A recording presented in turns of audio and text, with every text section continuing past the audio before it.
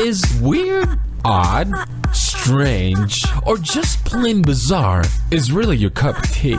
Then, the Golden State Media Concepts Weird News Podcast will give you that fix. Can't believe it? Well, listen for yourself as we deliver the strangest news you definitely won't find on CNN or Fox. It's the Golden State Media Concepts Weird News Podcast.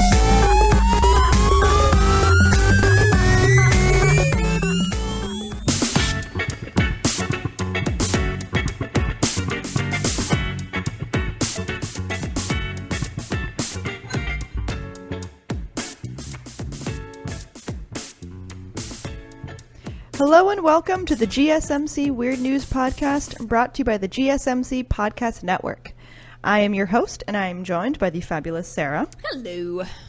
We have some interesting weird news stories, and I don't know about you guys, but I work in an office, and so often I have to make, when you make calls out of an office, you have specific numbers you have to dial, and I have to press 9 to call out, which was a really big change from just living my normal life and so many calls. I'm like, I think the phone's dead. There have been so many times when I'm like, it's just not working. There's nothing there. I'm getting a really strange sound, which is piercing into my ear as I try and call, and it just makes me nervous for some reason to change how I dial on the phone because I've been doing it my whole life.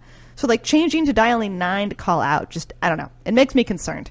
And I don't like it. But I have adjusted. I have grown up and overcome my fear of dialing 9 in normal business situations. This is a version of adulting that you just never expected. Right. And there's really other things that I never expected. I never expect to go to space. People talk about there's a moon colony. I will not go. I will not go to the moon. Space scares me. It is so many things that I fear, like coldness, darkness, and vastness. And that's why they make movies. I know. Bad things always happen in space. People just get lost out there. Yeah. There's no gravity. I mean, I'm scared to dial 9 on a phone. There's no way I like space and all of its unknowns and whatnot. Lack of oxygen. Why would I want that? There's no reason I want that. So, I mean, this story is very scary to me. But it has to do with dialing 9, but accidentally dialing 911. And not just from your typical office space, but from space. Which I feel like it shouldn't work. You shouldn't be able to dial 911 from space. I agree. I guess, satellites and all that stuff, but in modern technology, but I just feel like you should not be able to dial 911 from space. I agree. I don't think you should either.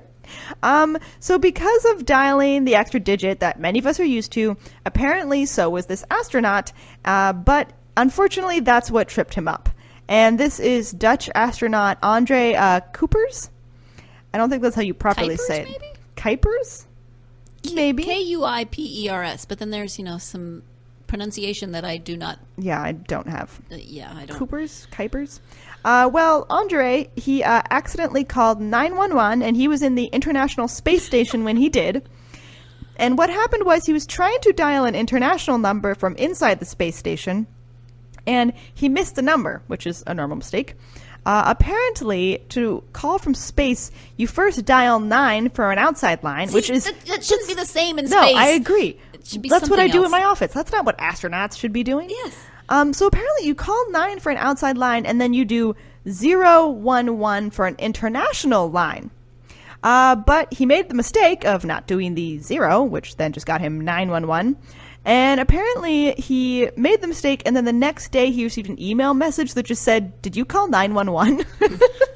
And how an email message... I mean, what email did they send it to? Andre at the International Space Station? Just said Hotmail. I don't know.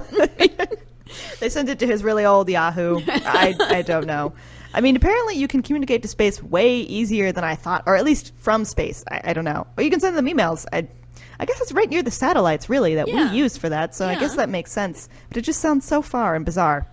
But Andre, who is 60 years old, he promptly hung up when he realized that he had accidentally called 911, but the call triggered an alert anyway, and it triggered the alert at Mission Control in Houston. Oh, dear.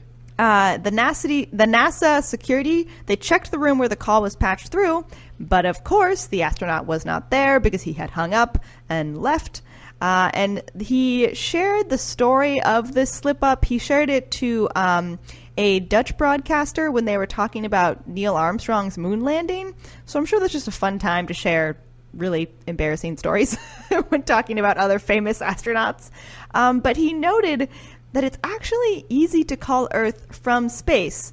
There's a time delay, I'm sure. But according to Wayne Hale, who served as a flight director at NASA's Mission Control, he told the news that astronauts in the International Space Station have been able to make calls as they please for more than a decade now. And the phone system uses voice over internet protocol, which is the same that people use for like internet calls like Skype. Yes. Which, I mean, I guess that does make sense. It makes sense. You're It up just near all the seems satellites. Like, again, it should be more complicated. And Yeah, I feel I agree. like the moral of this story is, should you call 911 from space, don't hang up. Yes, Just admit yes. your mistake, which would be hilarious. Like, 911, what's your emergency? First off, what dispatch answers? Like, where are they?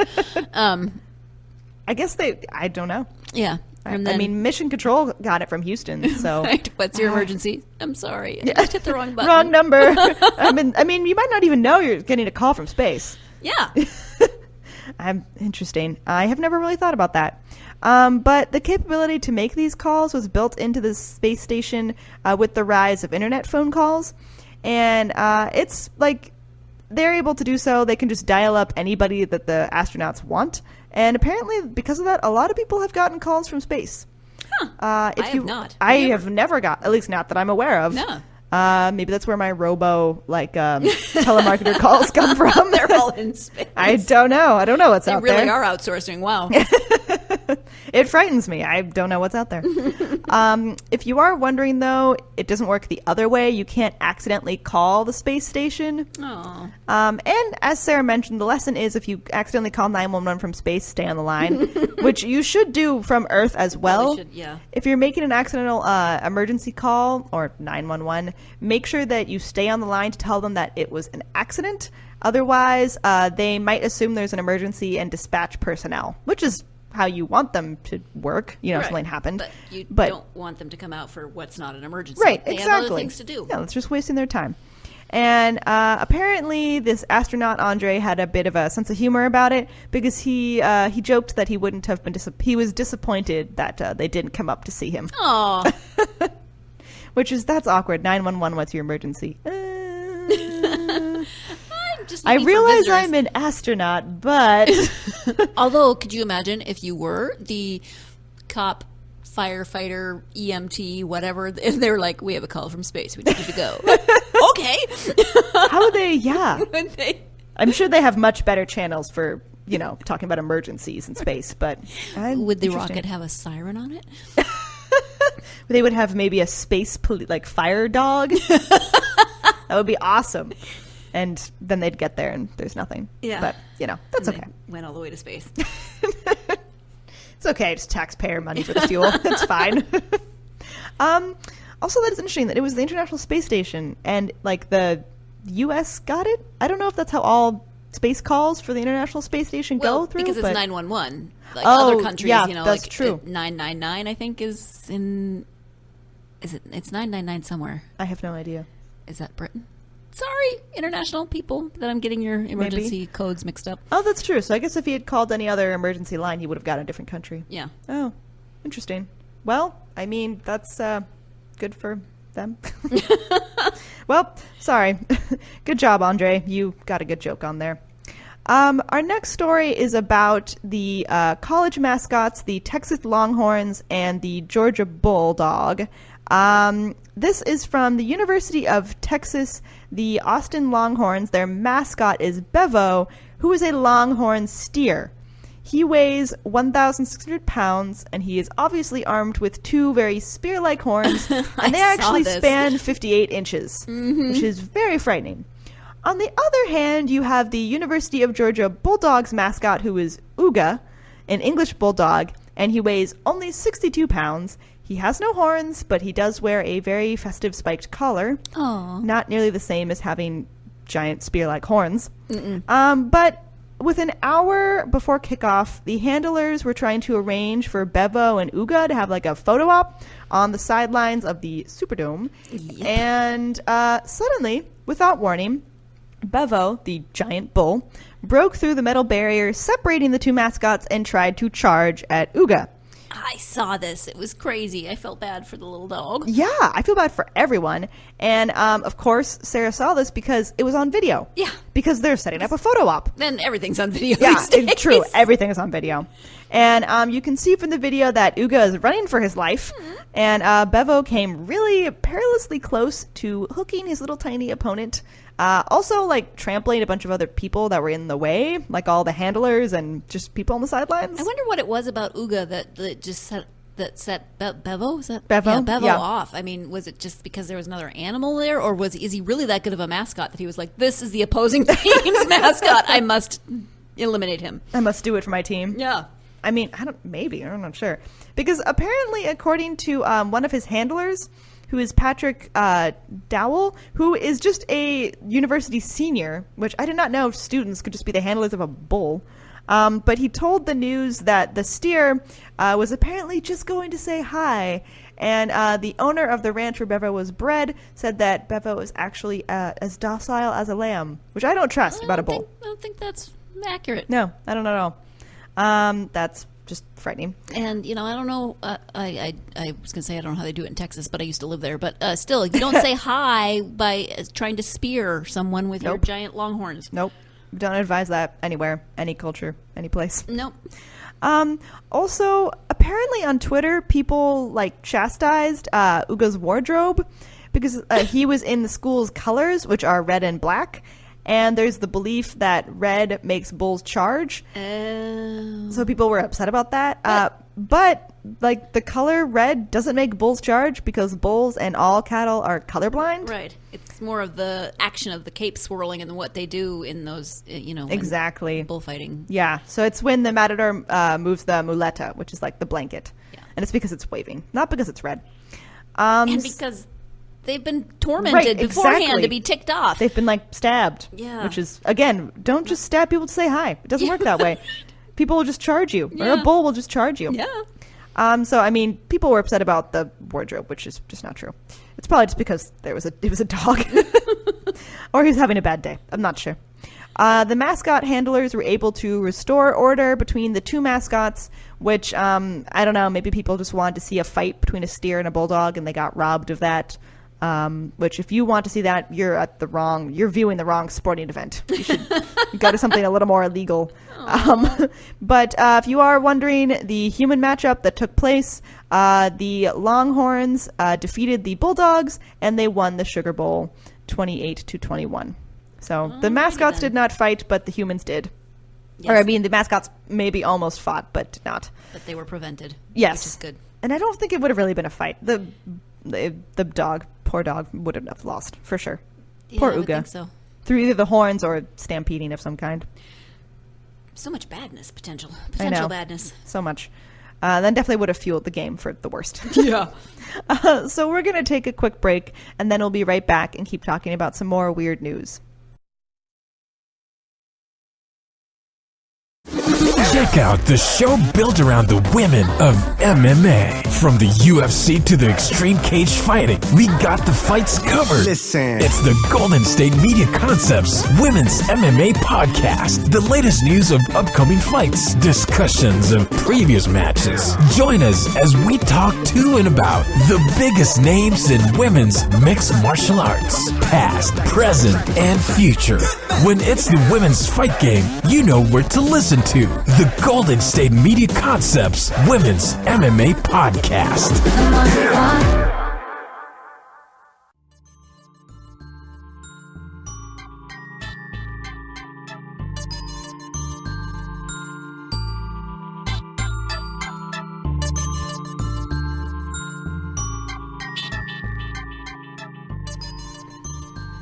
Welcome back to the Weird News Podcast. We are continuing to share some strange and weird news stories. The next one that I want to talk about, of course, Florida.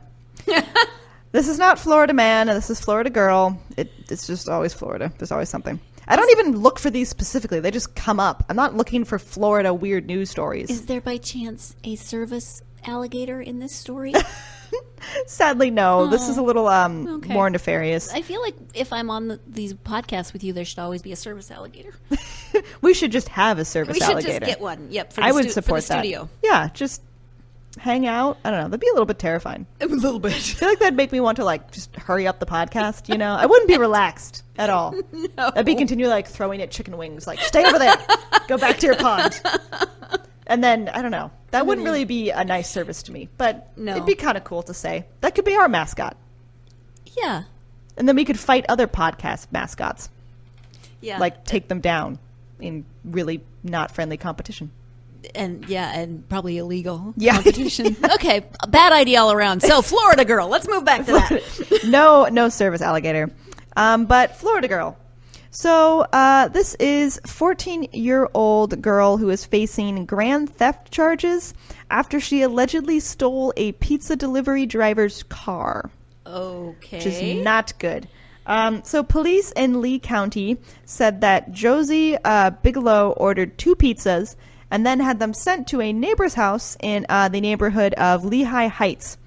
When the driver went to the door to deliver the pizzas, Bigelow allegedly popped out of bushes nearby and stole his unlocked 2006 Ford Taurus. So she really put some thought into this. Oh, yeah. If, I mean, it's all alleged, but kind of sounds like Yeah, happened. this happened. Yeah. Yeah, she really planned that out, which is a bizarre plot. I mean, I guess, don't know why. 14-year-olds, they have a different sort of logic pattern than An underdeveloped brain. Yes, that's Yeah. true.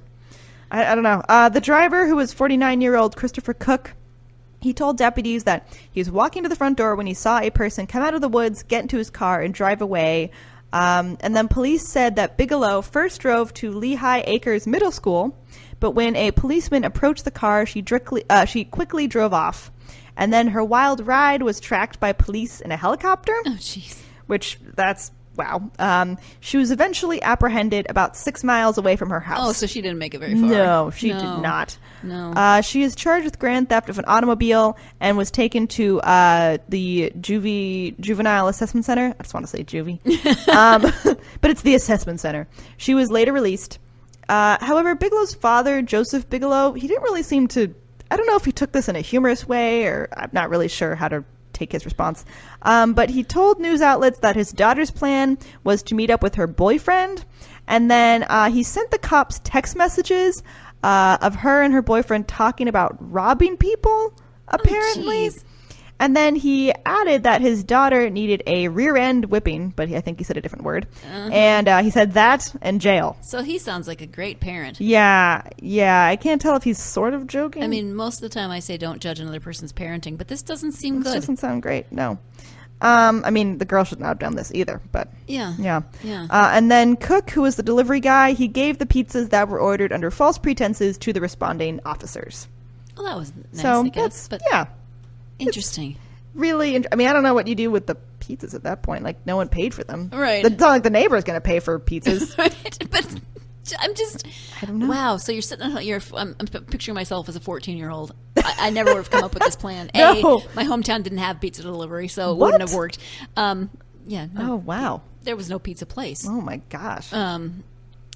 Yeah, but I'm just thinking, okay, so if I call them and they come to the neighbor's house, then I can jump out of the bushes. I mean, there's a lot. She's assuming that either she knows how to hotwire a car or that the driver's just going to leave his keys there. Right. I mean, there's some assumption happening. I'm shocked that he left his keys there. Yeah, I mean, that's it's what I one was thing to have it unlocked, but then to leave the keys in Is the that ignition. common practice, I wonder? Do they? I don't know. They just leave them there because they're just running up to the door? Maybe she just had greater knowledge about pizza delivery than I give her credit for. Maybe. Maybe she had, I don't know, a source on the inside. Yeah. Hey, if you are a delivery person of any kind, let me know. Do you leave your keys in the Yeah, car? And is just it encouraged? hypothetically, Like when you you're know. being trained, do they say just leave the keys in the car? I want to know. I don't know. Maybe she knew the pizza guy and knew that he did. I promise I'm not asking so I can steal your car. Right. Yeah. Just out of curiosity. So this story is another story involving the cops, but it's a little bit nicer. This happened when a 20-month-old boy in New Jersey, he was really excited to play with his new toy, but unfortunately he got stuck. Oh, no. Yeah. So he got stuck inside the toy, which is a box designed to teach shapes. How big was this box? Pretty big. He could fit like most of his body in it. The boy's mom, Suna Cho, said that her son Luca somehow climbed into the box. And she actually told news outlets, said it's kind of comical if you think about the situation. He got wedged in, and then he couldn't get out. Which kids, it happens, yeah. man. Because like kids are just curious, they put everything in their mouth. They try and they try to stick their head through everything. Exactly. He was just excited. Yeah. He climbed inside. He wedged his legs and his knees inside. Oh. And apparently when his mom realized that he was stuck, she called 911, which according to her was kind of embarrassing. Right, but you don't want to like try to yank him out and damage his little body parts. I know. Also, that he was probably just really upset. I mean, he couldn't play with his toy, he was stuck inside of it. That's like, I don't know. It's like I feel like as a kid, you're just like thinking that your toy ate you or something. Or something. Like you just tried to use it wrong and it just ate you. She said, apparently her call was just something like, my kid's stuck in a toy. And they like asked like, what kind of toy? Like, what do you mean? It's obviously a very confusing call. Right. I mean, we talked about an astronaut calling 911 from space. Yeah. This is, I mean, not quite as bizarre, I guess, but also you must get weird calls as a 911 dispatcher. I can only imagine. Like, your kid stuck in a toy?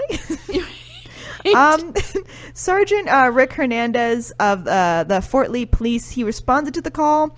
He admitted that the incident was kind of amusing, and he said that it was really a priceless expression on the kid's face, and he looked a little embarrassed about the situation. Oh, poor kid. And then apparently there was a truck which was carrying the jaws of life that was on its way to the scene to cut the little boy out of his toy. But Rick Hernandez, he was just able to free Luca with just his own strength, which I feel like I really want to see a picture of this toy.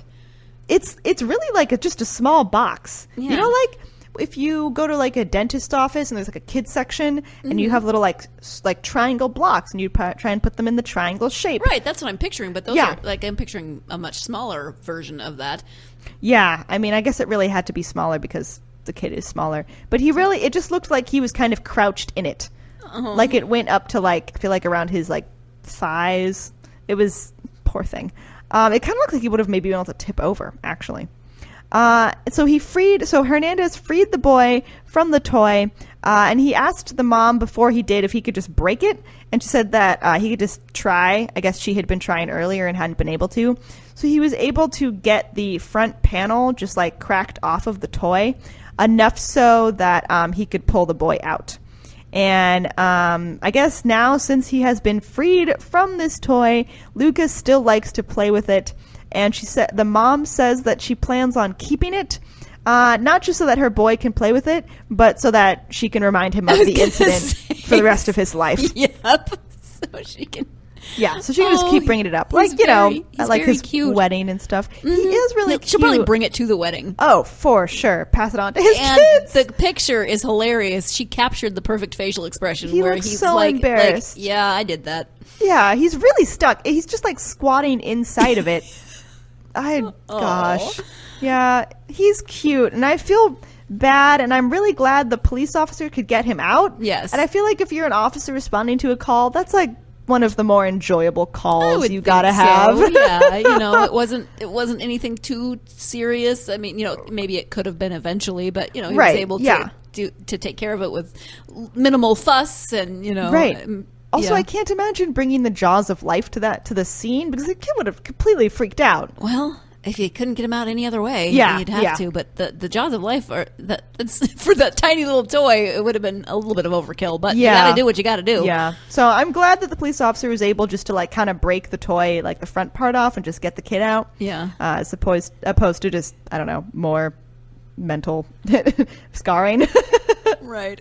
But the kid is really cute, and if you are curious, you should definitely look up a picture. The boy, his facial expression in the picture that his mom caught is so cute. Like, he just looks so embarrassed and just upset that he's like not even able to move. Yeah, I literally just typed in Suna Cho Toddler, and the story came up. Oh, yeah. You can just probably type in like toddler stuck in toy. Oh, yeah. I wonder what else you'd get. Oh, yeah, that's true. But yeah, it's really cute. We're going to take another break, so hang on. We'll be right back.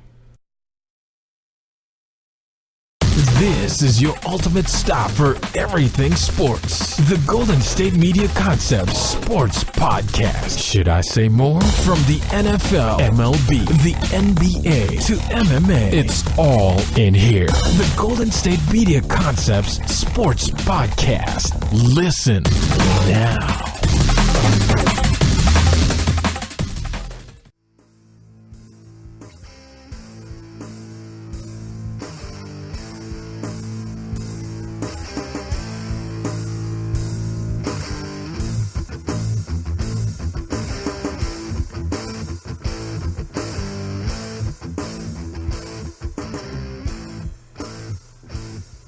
Welcome back to the Weird News Podcast. We are continuing with some stories. This next one is about a McDonald's customer, but a McDonald's customer who called the police after he found onions on his Big Mac. Overreact much? Yeah. Long story short, he got arrested. So what happened was this customer got arrested because he called the police complaining about his Big Mac having onions.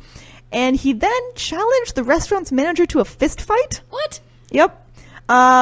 Leslie McDonough, who was 53, and he was visiting a fast food chain in Manchester, England. He visited around 10:30 p.m. on a Friday, which must be the worst time to go to McDonald's.